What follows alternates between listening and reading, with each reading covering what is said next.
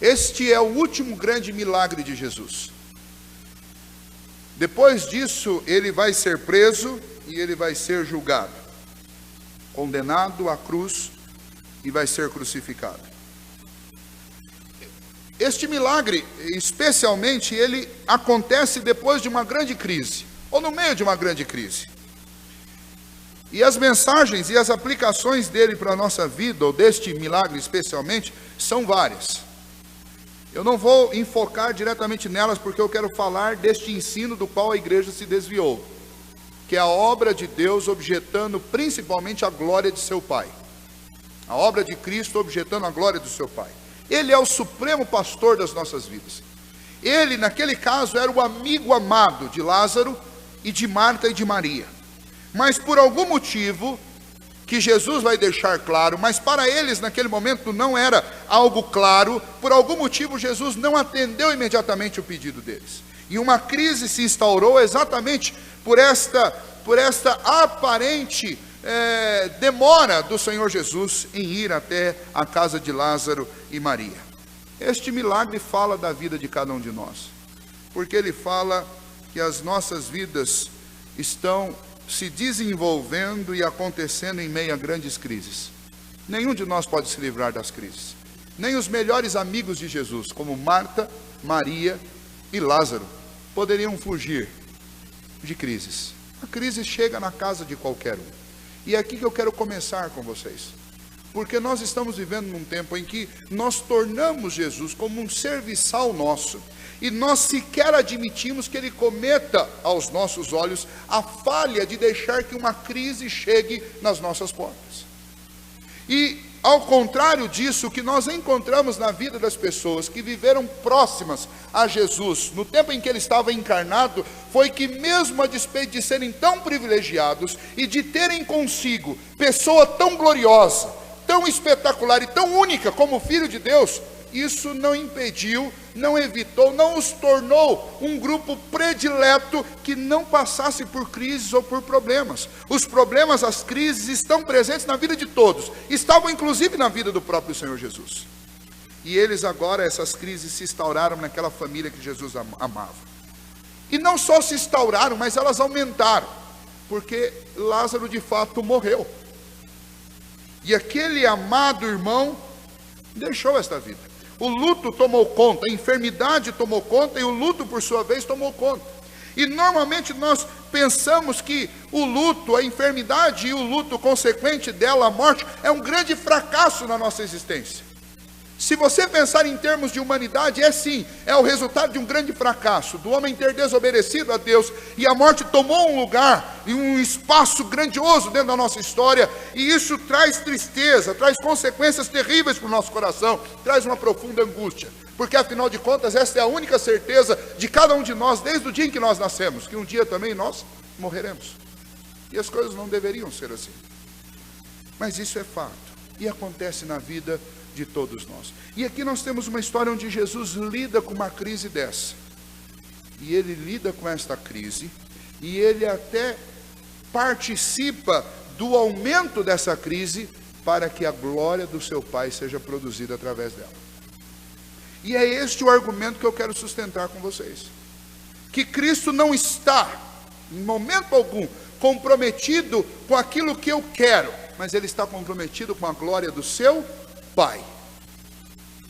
Diferente do que é anunciado por esse evangelho fácil, no nosso país, nas Américas e na Europa, diferente disso, a Bíblia diz que Jesus não está comprometido com uma lista de compras que eu possa fazer e colocar diante dele.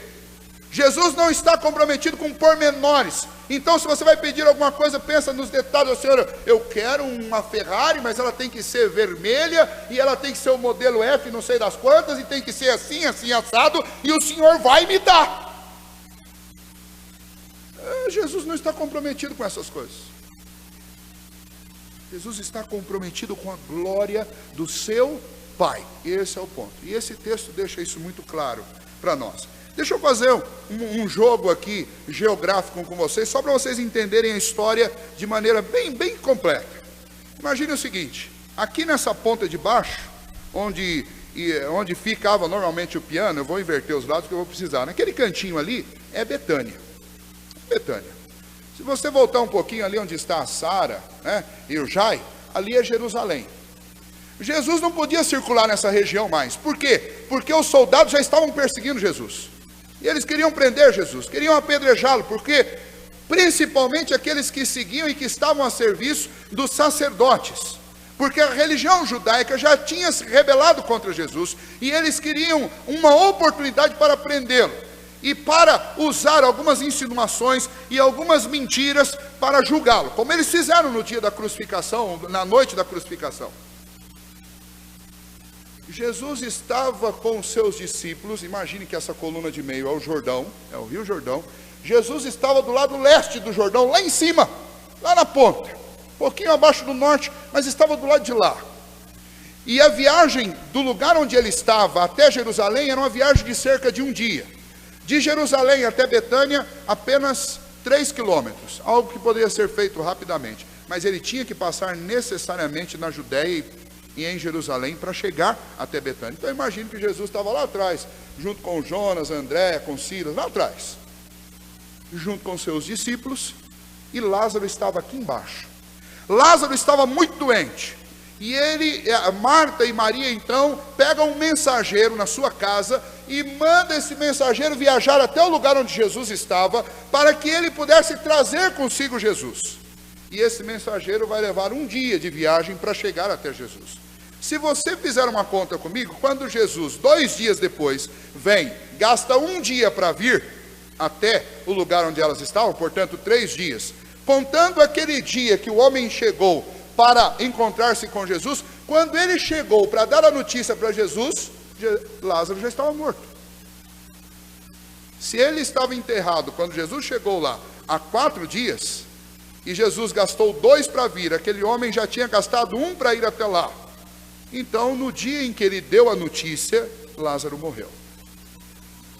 É interessante isso, porque se você observar a chegada dele lá, mandaram, versículo 4 diz, ao receber a notícia, disse Jesus, esta enfermidade não é para a morte, e sim para a glória de Deus, a fim de que o Filho de Deus seja por ela glorificado.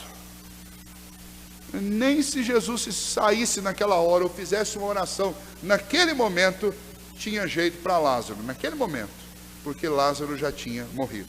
Jesus fica por ali ainda 2 dias. Jesus fica por ali ainda. E aí o que acontece? Nas conversas com os discípulos, em algum momento Jesus diz assim, nós vamos lá, porque Lázaro está dormindo e eu preciso despertá-lo. Os discípulos, que não eram bobo nem nada, eles não queriam saber de passar por Jerusalém de jeito nenhum, porque eles sabiam o que ia acontecer quando eles passassem por Jerusalém. Eles disseram, Jesus, mas nós ficarmos por aqui, o Senhor sabe que eles estão doidos para apedrejar o Senhor, se nós formos até lá, alguma coisa vai acontecer. Eles que já tinham visto Jesus curar à distância, eles falaram, por que o Senhor não ora? E aí Jesus disse, olha, Lázaro dorme e eu quero ir despertá-lo. E aí eles insistiram, bom, Senhor, se ele está dormindo, o Senhor não precisa ir lá só para acordar Lázaro. E aí Jesus tem que ser mais explícito com eles. Diz, não, vejam, Lázaro morreu. E aí possivelmente os discípulos disseram, bom, se ele morreu, Senhor, então melhor a gente ficar por aqui, né? Seja só ele. Jesus disse, nós vamos lá. E aí é interessante porque nós temos que ler a Bíblia inteira, ou pelo menos o Evangelho inteiro, antes de tirar alguma conclusão sobre alguns homens. Quem é conhecido na Bíblia, entre os apóstolos, como sendo aquele apóstolo duvidoso, que duvidava de tudo? Não é Tomé? Mas Tomé aqui faz uma declaração que muitas vezes nós lemos, da maneira como a tradução foi feita para o nosso português, a impressão que dá é que Tomé está pessimistamente dizendo assim, então vamos lá, o senhor quer ir, vamos lá morrer todo mundo. Não, ele não está dizendo isso. A tonalidade aqui no grego, quando você lê essa frase, a tonalidade diz, não vamos, Jesus quer que nós vamos, nem que a gente tenha que morrer, mas nós vamos. Aqui, Tomé está estimulando os outros discípulos, vamos, Jesus quer ir para lá, nós vamos com ele para lá. Era isso, então não condene Tomé como sendo alguém que tinha que ver para crer, porque antes daquela circunstância lá, está aqui Tomé pela fé, crendo na condução de Jesus. Jesus quer que a gente vá, nós vamos todos. E se nós tivermos que morrer com ele, nós vamos morrer com ele. Tomé amava o Senhor. Então não tire conclusões precipitadas sobre Tomé. Mas o fato é que então eles decidem juntamente, ou seguindo e obedecendo ao Senhor Jesus, caminhar para Betânia. E eles resolvem descer para lá, e de fato eles vão e conseguem chegar. Jesus chega lá e ele não vai direto na casa de Maria nem de Marta e a casa que era de Lázaro, mas ele fica fora da cidade e ele manda chamar então a Marta. E a Marta vem ao seu encontro, e quando ela chega diante do Senhor Jesus, ela declara diante dele: Senhor, se o Senhor estivesse aqui, meu irmão não teria morrido. E aí, diante desse diálogo, nós começamos a entender um ponto. O primeiro ponto aqui, que é o questionamento de Marta, que é o questionamento nosso quando nós lemos esse texto, é: por que Jesus não veio na hora que ele precisava vir? Ou por que, na hora que nós, ou eles achavam que ele precisava vir? Ou por que Jesus não fez uma oração à distância para que Lázaro fosse curado? Por que Jesus não anteviu essas coisas? Por quê? E aí, o primeiro título deste texto para nós seria o tempo do milagre. O tempo do milagre é o tempo que glorifica o Pai.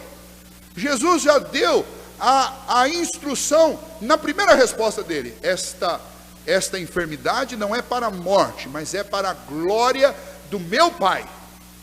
Então qual vai ser o tempo do milagre? O tempo do milagre vai ser o tempo que glorifica o Pai. Esse é o ponto para nós.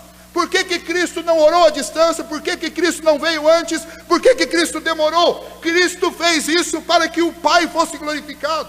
Então o tempo de Deus fazer as coisas, o tempo de Deus responder, não é o melhor tempo para mim, não é o tempo que eu quero, não é o tempo que eu acho racional, mas é o tempo em que o nome de Deus será glorificado através das circunstâncias. Você já parou para pensar nisso? Todos nós, quando eu olho para o rosto de vocês e pensando em mim também, todos nós temos pedidos que provavelmente nós já fizemos as nossas orações aqui hoje. Todos nós desejamos e sonhamos coisas. Todos nós talvez passamos, ou talvez até hoje mesmo estejamos angustiados por alguma coisa que nós gostaríamos que Deus fizesse e Ele ainda não fez. E eu quero dizer para você, Jesus ensinou algo muito profundo para a sua igreja e nós esquecemos. Jesus ensinou que Ele está comprometido com a glória do seu Pai. E o tempo dele fazer qualquer coisa na minha e na sua vida, não é o tempo que eu quero, mas é o tempo que glorificará o nome do seu Pai. Nós precisamos nos quebrar diante desta verdade. Porque nós não estamos aqui para ditar nada para Deus, mas nós estamos aqui para obedecê-lo. E o grande desafio das nossas vidas é entender essa conciliação que existe entre o amor de Deus por nós e o comprometimento dele com a glória do seu Pai. O amor de Deus por nós e os sofrimentos que nós passamos. Deus não esquece, por nenhum instante ele esquece, ele fica insensível às nossas necessidades. Mas ele está atento a todas elas. Mas muito mais importante, muito mais urgente, muito mais glorioso do que nos atender na hora que nós queremos, é Jesus nos atender no tempo em que o seu Pai será glorificado. Na frente do texto, Jesus diz que se alegra porque ele não estava lá na hora da morte de Lázaro. Aí eu pensar assim, mas que amigo era esse que ficou feliz de não estar lá quando Lázaro morreu? Mas aí ele completa: porque assim vocês vão ver o poder, a glória do meu Pai. Vocês vão crer no poder de Deus. Muitos vão crer. É por isso que Deus tem o tempo certo. Porque Deus faz as coisas no tempo em que mais pessoas crerão e glorificarão o nome do seu Pai. Como conciliar as nossas necessidades com as demoras de Cristo, as demoras aparentes de Jesus? Ao invés de ficarmos lutando contra o tempo, nós precisamos aprender com o tempo. O tempo de Deus não é o nosso tempo, o tempo do nosso relógio. O tempo de Deus é outro tempo. É o tempo da glória do seu Pai. É o tempo da história que Deus escreveu. Muitas vezes Jesus parece demorar, mas ele não demora. Ele prometeu um filho para Abraão e Sara. E isso levou 25 anos para acontecer. Os discípulos enfrentaram uma tempestade no mar, desde a primeira vigília da noite. Ou seja, desde o comecinho, desde as 7 horas, se fôssemos contar do jeito que a gente conta. Sabe quando é que ele foi atender ao chamado dos discípulos? Na madrugada, quase amanhecendo o dia. Por que ele os fez passar por tudo isso? Para que o nome do seu Pai fosse glorificado. Jairo pede socorro a Jesus. Jesus diz para Jairo: pode voltar. Quando Jesus chega junto com ele na sua casa, sua filha já está morta. Ele não podia ter feito como ele fez com o centurião que pediu cura para o servo, e no mesmo momento que ele pediu, à distância o servo foi curado. Jesus tem um modo de fazer as coisas com cada um. A fé de Marta e de Maria foi provada por 4 dias. 4 dias terríveis. Há quantos dias a sua fé está sendo provada? Sabe o que Jesus responde para nós nesse momento? Eu nunca chego atrasado. Jesus nunca chega atrasado, irmãos. Somos nós que temos uma compreensão errada dos propósitos do Senhor. Ele chega na hora certa para que o nome do seu Pai seja glorificado. Guarde bem isso, porque foi o que Jesus fez aqui. O segundo capítulo dessa história para nós é o modo como Jesus fez o milagre. Jesus chegou lá e teve uma conversa e falou a respeito da fé de Marta e Maria. Marta era uma mulher mais prática, mais racional. E ela chega para Jesus e disse: olha, se o senhor estivesse aqui, meu irmão não teria morrido. E Jesus disse assim: olha, mas seu irmão, ele vai ressurgir. E aí Marta diz assim: ah, Senhor, ele vai, eu creio, lá no último dia ele vai ressurgir, todos os mortos ressurgirão no último dia. E Jesus disse: não, Marta, eu sou a ressurreição e a vida, aquele que crê em mim, ainda que esteja morto, viverá. Você crê nisso? E Marta disse assim: Senhor, eu creio que o Senhor é o Filho de Deus. E aí Jesus diz: olha, se você crer, você vai ver a glória de quem? A glória do Pai. Marta volta para casa e aí Marta diz para sua irmã: olha, Jesus está lá naquele ponto de encontro, nós sempre encontramos com ele fora da cidade, vá lá falar com ele. E aí Maria chega, e Maria já é emocional, ela não é nada racional, ela é totalmente emoção. E ela chega chorando e diz para Jesus: Jesus, se o senhor estivesse aqui, meu irmão não teria morrido. E aí Jesus disse para Maria: Maria, vamos até onde o seu irmão está. E nesse momento o Senhor Jesus foi tomado por emoções, porque como homem, como nós também, ele era feito de emoções. Mesmo sendo Deus e ao mesmo tempo sendo homem, as emoções tomaram conta. Mas eu não acredito que Jesus tenha chorado tão somente por aquele amigo querido que tinha morrido, porque ele sabia qual o propósito da morte de Lázaro. Mas Jesus chorou ao ver todo o mal que a morte, resultado do pecado, trouxe à humanidade. Ele chorou que, como um membro daquela família, ele se sentiu angustiado por todo o tormento que a morte trouxe para Maria, para Marta, por causa daquela enfermidade. Jesus, no seu coração, se estremeceu. E aí um grupo de amigos judeus, alguns fariseus que estavam ali, que também eram amigos de Marta, de Maria, de Lázaro, eles estavam comovidos, estavam chorando também. E alguns deles falaram assim: veja como ele amava Lázaro, ele também está chorando. E eles vão até o lugar daquele sepulcro, imagine o calor daquela região. As pessoas morriam e eram sepultadas no mesmo dia, por causa das altas temperaturas. E eram colocadas em cavernas, em buracos, e colocava-se pedra para tampar esses buracos. Mas isso não conseguia conter o odor que aquilo ali produzia. E então Jesus chega lá, e já faziam 4 dias que ele estava lá, colocado, depositado naquela caverna, e aquele mau cheiro estava ao redor de todos. E então Jesus disse: olha, eu preciso que vocês tirem essa pedra daí. E aí a própria Marta disse: Senhor, olha, se nós tirarmos essa pedra daí, o cheiro já está terrível. Já faz 4 dias, ele está em decomposição. E aí eu não precisaria nem de um médico legista para dizer para mim: olha, pastor, isso aí não tem mais jeito. Eu podia até imaginar que o sujeito desmaiou, algum tipo daquelas doenças que o batimento cardíaco fica bem. Será que tem jeito, Gil? O batimento fica tão fraquinho que você acha que morreu, depois acorda. Mas isso se fosse um dia ou 2, mas com aquele mau cheiro, o corpo estava em decomposição. Aqui não tem balela, não. Aquele corpo estava em decomposição. Mas Jesus, naquele momento, ele faz uma oração ao Pai, e a oração em voz audível não é porque Deus precisava estar atento, ou Jesus precisava falar alto para o seu pai ouvir, mas ele orava para que as pessoas que estavam ao redor ouvissem a oração e o relacionamento de Jesus com o seu pai. Veja que nesse momento aí Jesus não faz Pai Nosso, mas ele fala meu Pai, para mostrar o relacionamento exclusivo que ele tem com o seu pai. E ele pede ao seu pai aquele milagre. Ele pede ao seu pai que olhe para eles naquele momento. E então ele termina aquela oração e com uma voz poderosa. E aqui de novo é o chamado. O que é o chamado de Deus? Deus sempre fez as coisas e criou as coisas através do poder da sua palavra. Deus disse, haja luz, e a luz veio à existência. Haja parte seca, e a parte seca veio à existência. Haja água, e a água apareceu. Porque quando Deus chama, acontece. E quando Deus chamou Lázaro para fora, é quase que o mesmo ato criativo. Por quê? Porque aquele Lázaro que Jesus conhecia já estava em decomposição. As moléculas, as células dele estavam se desfazendo, apodrecidas. E quando Jesus disse, Lázaro vem, Jesus o chamou com o mesmo poder que Deus chamou toda a terra à existência. E naquele momento aquelas moléculas se recomporam, foram reconstruídas, elas foram reconstituídas, a vida de Lázaro voltou. E ele saiu de lá amarradinho, o cheiro, o odor foi embora. E ele saiu lá todo atado, e as pessoas glorificaram ao Pai. E o texto que nós lemos diz que elas creram em Deus.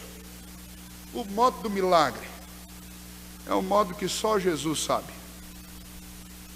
Nós queremos que Deus solucione os nossos problemas com um modo específico. Então nós dizemos assim, Senhor, o Senhor precisa fazer isso, o Senhor precisa fazer aquilo, o Senhor precisa me dar isso, o Senhor precisa me dar aquilo outro. E daí começa a demorar, e nós falamos, Senhor, o Senhor está demorando. Ou o Senhor começa a responder, você fala, Senhor, mas eu pedi um negócio, o Senhor está fazendo de um jeito diferente. Ou Marta podia dizer, não Senhor, tirar a pedra, está em decomposição, eu pedi para o Senhor vir há 4 dias atrás. Esse era o jeito certo. O Senhor orava, meu irmão ficava curado, e está tudo bem. Agora o Senhor chega aqui, ele está lá apodrecendo, o que o Senhor vai fazer? Deus tem um modo certo, Jesus tem um modo certo de fazer as coisas, para que o seu Pai seja glorificado. E o modo de Jesus é um modo mais sábio. Jesus identifica a nossa dor, identifica a fonte da dor, identifica o processo que nós estamos passando, e então quando Ele decide fazer, Ele faz do modo sábio e perfeito, que vai trazer a nossa satisfação e que vai glorificar o nome do seu Pai. E desse modo como Jesus viu, aquela multidão de judeus que estavam ali, aqueles homens e mulheres que sempre duvidaram que Ele era o Filho de Deus, que Ele era o Messias, quando viram Ele orando ao Pai, chamando a Deus de Pai e pedindo ao Pai que fizesse aquilo por ele, e o Pai o fez, e o Pai lhe deu, e Lázaro saiu para fora, aquelas pessoas glorificaram a Deus e reconheceram Jesus como um Filho de Deus. Qual era o modo certo de Deus dar vida, ou de Jesus atender ao pedido e ao chamado de Marta e Maria? O modo certo é do modo que Jesus fez. Sabe qual é o modo certo de Jesus atender ao seu pedido e ao meu pedido? É do jeito que Ele quiser. Jesus não está aprisionado, submetido ou condicionado aos modos que nós queremos. Eu acredito e confio na medicina, em todas as áreas. E quando eu vou visitar qualquer pessoa, eu oro e peço a Deus um milagre. Mas eu oriento a pessoa, procure o que Deus nos deixou. Procure os meios que Deus criou. Agora, eu estou absolutamente consciente de que Deus curará e Deus livrará do jeito que Ele quiser. Uma hora Ele pode querer fazer através dos médicos. Uma hora Ele pode querer fazer sem eles. Uma hora Ele pode não querer de jeito nenhum, nem através dos médicos e nem sem os médicos. E então Ele nos chama para perto de si. E sabe o que vai acontecer? Quando você chegar lá, você vai glorificar o Pai. Sabe o que vai acontecer quando Ele usar os médicos? Você vai glorificar o Pai, porque Ele deu a medicina. Você ainda vai dizer para o seu médico, olha, foi Deus que abençoou a mão do Senhor. Viu, Gil? Talvez você já ouviu isso. Eu estou brincando com o Gil hoje, porque ele é médico e o assunto tem a ver com ele. E aí talvez você, um bom médico, faz aquela cirurgia que é uma verdadeira obra de arte, e quando termina, se você está operando um cristão, ele vai dizendo assim: olha, graças a Deus, porque Ele moveu a mão do Senhor. E é verdade, porque a Bíblia diz que nele existimos e nele nos movemos. E tudo que nós fazemos conforme a vontade de Deus e o controle dele absoluto sobre as nossas vidas, porque a Bíblia diz que nem um fio de cabelo cai da nossa cabeça, a não ser que Deus permita isso. Quanto mais as nossas mãos, quando estamos operando naquilo que somos especialistas. É Deus que governa, e o que Deus quer é a sua glória. E a igreja esqueceu disso, e tem muita igreja ensinando por aí que você deve cobrar Deus, que você deve exigir de Deus, que você deve colocar Deus contra a parede, mas Deus não está comprometido com essas coisas, elas são mentiras, elas são falsas. Jesus Cristo está comprometido com a glória do seu Pai, o Pai está comprometido com a sua própria glória, e foi por isso que Jesus escolheu aquele modo de fazer aquele milagre. Se Lázaro simplesmente levantasse da cama e voltasse, tantas pessoas não teriam crido como se Lázaro tivesse saído de dentro de um túmulo como ele saiu. É por isso que nós não podemos duvidar e nem deixar que a intranquilidade ou a inquietação tome conta do nosso coração, porque Deus tem o tempo certo de fazer as coisas para a glória do seu Pai, ou para a glória dele. Jesus tem o tempo certo de nos atender para a glória do seu Pai, e Jesus tem o modo certo de nos atender para a glória do seu Pai. E é assim que as coisas vão sempre acontecer. Eu não quero discutir com Deus, que você vai ter que brigar. Se você quiser tomar outro caminho, você vai ter que brigar com a Bíblia inteira. Propósito é a última parte desse texto. E aqui nós voltamos ao ponto nosso inicial. Propósito, versículo 4. A glória do Pai. Tudo que Jesus ensinou e fez foi para a glória de Deus. A glória do Pai era o maior projeto da vida de Jesus. E a glória de Deus, do Pai, do Filho e do Espírito, deve ser o maior projeto das nossas vidas. A morte de Lázaro, assim como tantas outras enfermidades, como a cegueira daquele homem que Jesus encontrou no caminho de Jericó, tudo é para a glória do Pai. Você pode pensar assim: olha, mas então é estranho isso, né? Tudo nas Escrituras apontam para o fato de que Deus quer ser glorificado. Você fala assim: mas por que Deus quer tanto ser glorificado? Deixa eu dizer algo para você: se eu quiser ser glorificado, eu estarei pecando. Sabe por quê? Porque eu faço parte de uma raça que hoje são mais de 7 bilhões, e eu sou igualzinho a todos. Não existe nada em mim melhor do que em qualquer outra pessoa. Mas deixa eu dizer algo sobre Deus. Deus é único. Não existe nenhum outro. Nunca existiu e nunca existirá. E não existe nada no universo, nem fora do universo, que seja nem de longe parecido com Deus. Sabe por que Deus quer a sua glória? Porque Ele é único. Porque Ele existe desde sempre e existirá para sempre. Porque fora dele não há nada. Tudo que existe foi feito por Ele. Tudo que existe, existe para Ele. E o propósito supremo da vida de cada um de nós é a glória de Deus. E sabe o que Deus nos oferece? Deus nos oferece a satisfação.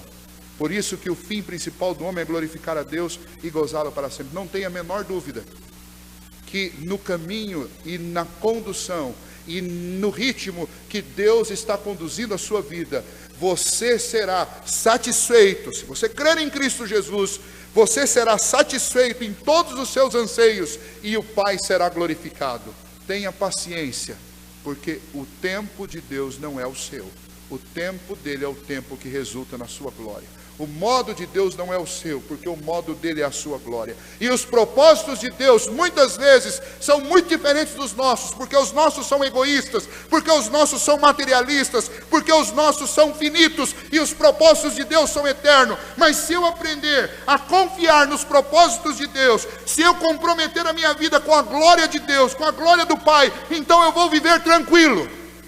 E vocês não fazem ideia o quanto essa palavra tem mudado a minha forma de ver as coisas.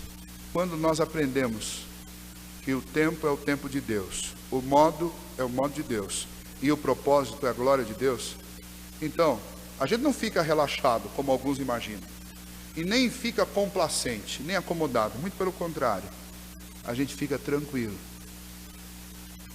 E isso é muito bom, porque eu não vou ter que parar na cadeira de nenhum médico, desculpa, Gil, pelo menos nesse sentido, para pedir remédio para ansiedade, porque eu não estou ansioso, porque Deus sabe a hora de fazer tudo. Porque eu não estou inquieto, porque Deus sabe o modo de fazer. E porque eu estou de coração desejoso, ainda que seja tão pequeno e falho, eu estou desejoso de que Deus me use para glorificar o seu nome. E o desafio que eu gostaria de trazer para os irmãos nesta noite é que nós possamos ser cooperadores do Senhor Jesus, para que o nome do seu Pai seja glorificado. Guarde essa mensagem no seu coração. Transmita ela a outras pessoas. A grande angústia deste século, a grande doença deste século, é a depressão consequente da ansiedade. E sabe por que isso acontece? Porque as pessoas não entendem que Cristo tem o modo e o tempo certo de fazer as coisas. E tudo que acontece na minha vida, na sua vida e na vida de qualquer ser humano, entre esses 7 bilhões que existem, acontece para que o nome de Deus seja glorificado. Não tenha dúvida disso. Se você tiver convicção disso, você vai viver mais tranquilo. Que Deus nos ajude. Jesus ensinou que tudo o que Ele faz, tudo o que Ele fez e tudo o que Ele fará é para a glória do seu Pai. A igreja esqueceu isso durante muito tempo. Está na hora de nós nos lembrarmos novamente e de crermos e de confiarmos nesta palavra. Marta e Maria, e consequentemente Lázaro, foram os artistas que protagonizaram esta história, juntamente com Jesus. E eu tenho certeza que a Bíblia não conta a história deles depois disso, mas com certeza eles foram outras pessoas, depois de ver o Pai sendo glorificado através da vida deles, pelo tempo, pelo modo e pelo propósito de Cristo. Que assim seja também, que nós possamos ser pessoas diferentes diante da convicção deste ensino glorioso. Tudo o que Cristo faz na minha vida, na sua vida, é para a glória do seu Pai. E se você quer se sentir útil na vida, aprenda uma coisa: eu só vou me sentir completamente útil e satisfeito com a minha vida no dia em que eu conseguir, através da minha vida, glorificar a Deus. Porque foi para isso que nós fomos criados.